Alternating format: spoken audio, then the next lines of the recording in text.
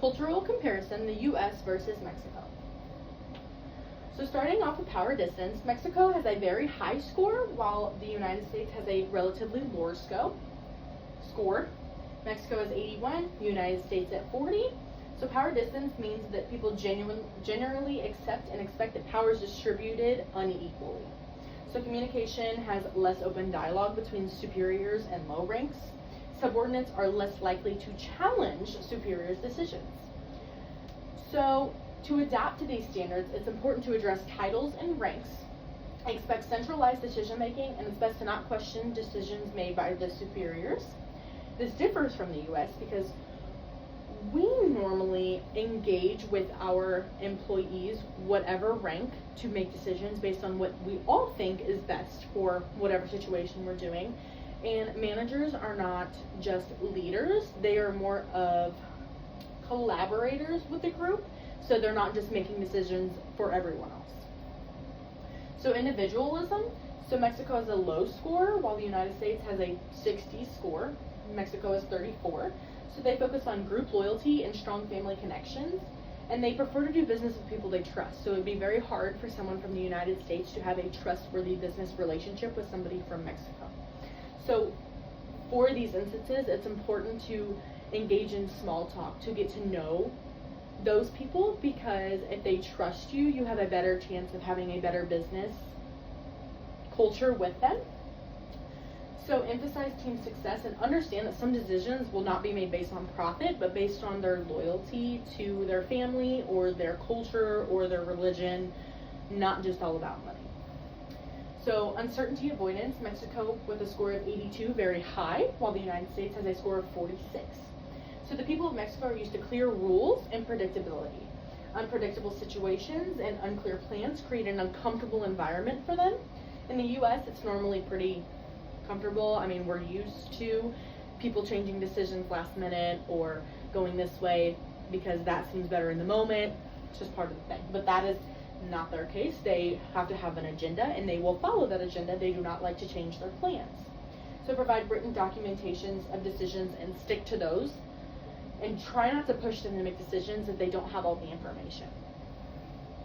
Long-term orientation, Mexico has a low score of 23, while the United States is at a score of 50, so they're 50-50 on this. So Mexico likes present and immediate results. They do not like long-term plans. They want to see the results right then and there. So while the US is at 50, meaning that it's a preference, some value immediate results, while others prefer long-term planning. So Mexico is more focused on what is happening in the present versus what is happening in 5 to 10 years. So anything long-term may be ignored or rejected unless there's pure signs of short-term success. So try to turn large projects into small incremental projects that show true success. So according to TaylorTraining.com, they provide a little bit of information that goes along with my claims in individualism. So they say that the society fosters strong relationships where everyone takes responsibility for fellow members of their group. And loyalty in a collectivist culture is paramount and overrides most other societal rules and regulations. So this quote supports my claim on the individualism slide that states that in the US, we are more of a fend for yourself culture, whereas in Mexico, everyone makes responsibility for the others in their group also. So cyberlink.com gives valuable information on Mexico's appearance, communication, and behavior. So men should wear a conservative dark suit.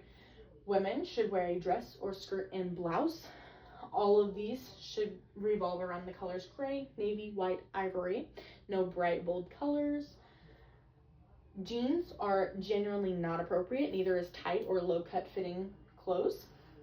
Standing with your hands on your hips just suggests aggressiveness, and keeping your hands in your pockets is impolite. Men shake hands upon greeting and leaving and will wait for a woman to do so. Lunches are an essential part of business to establish a personal relationship. So they will often start between 2 and 3, lasting 3 to 4 hours, but they will focus less on the business side and more on building those personal relationships of trust. Do not give gifts made of silver, as it is associated with trinkets sold to tourists. When giving flowers, yellow represent death, red cast spells, and white lift spells. Refrain from using first names until invited to do so. Use titles only, so Mr., Mrs., Miss. Don't use writing anytime you are writing someone's name. Mexicans use a psst sound to catch another's attention. This is not considered rude. They refer people from the United States as North Americans. Good conversational topics include Mexican culture, history, art, and museums. And refrain from discussing anything of the sort of the American-Mexican War, poverty, illegal immigrants, or earthquakes. Thank you.